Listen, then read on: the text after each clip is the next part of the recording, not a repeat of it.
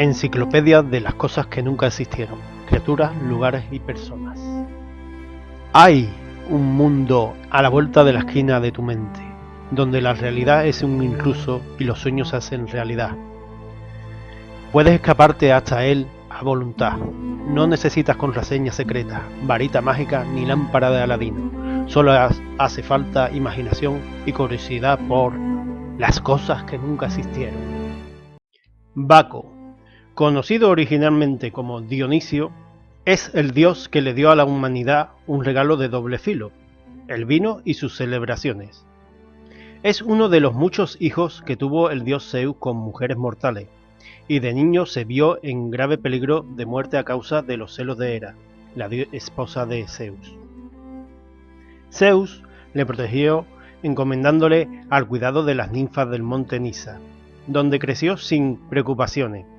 Las ninfas le trataban como a un hermano, las musas le enseñaron a cantar y a bailar, y el viejo Sileno le enseñó a apreciar la vida alegre. Las ninfas le coronaron con mirto y laurel, y se pasaba la vida jugueteando con ellas en las laderas del monte Nisa. Siendo joven experimentó con las uvas que crecían en la falda del monte, e inventó una bebida desconocida para hombres y dioses.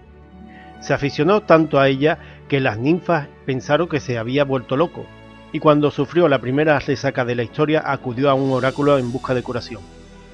El oráculo le dijo que sus sufrimientos eran un castigo por haber disfrutado un placer desconocido incluso para los dioses.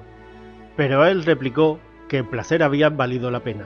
En el camino de vuelta capturó un asno salvaje que se convirtió en su montura y eterno compañero. Con enorme entusiasmo se dedicó a extender el conocimiento del vino entre los mortales, a menudo con resultados desastrosos.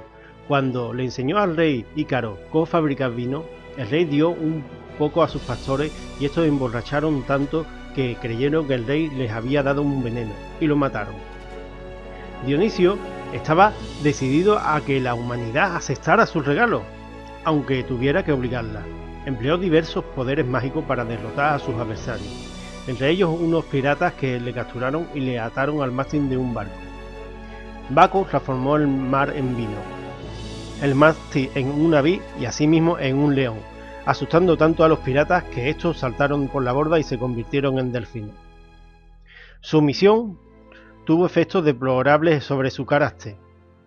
El joven que había descubierto las delicias del vino se fue transformando en un borrachín violento y deslenguado, acompañado en todo momento por un cortejo de centauros, sátiros, ninfas y bacantes, que brincaban a su alrededor mientras él iba montado en su asno. Los bacantes eran un tropel de hombres y mujeres borrachos e inmorales que obligaban a jóvenes indígenas inocentes a probar el vino y unirse a sus frenéticas bacanales. Dionisio o Baco aún sigue vagando por el mundo con su séquito de ebrios seguidores, que cantan, vomitan, brincan e hipan de una población a otra, sosteniendo el obeso cuerpo de Baco que agita su copa y canturrea alguna antigua canción de borracho. Las disputas y argumentos acerca del regalo de Baco son interminables, pero ni siquiera las leyes más estrictas han logrado impedir que los bacantes sigan celebrando sus ruidosos festivales, incitando a los jóvenes y vírgenes para que les sigan. Las personas sabias han aprendido que el regalo de Baco puede proporcionarles una gran satisfacción, pero rara vez se dejan arrastrar a las borracheras.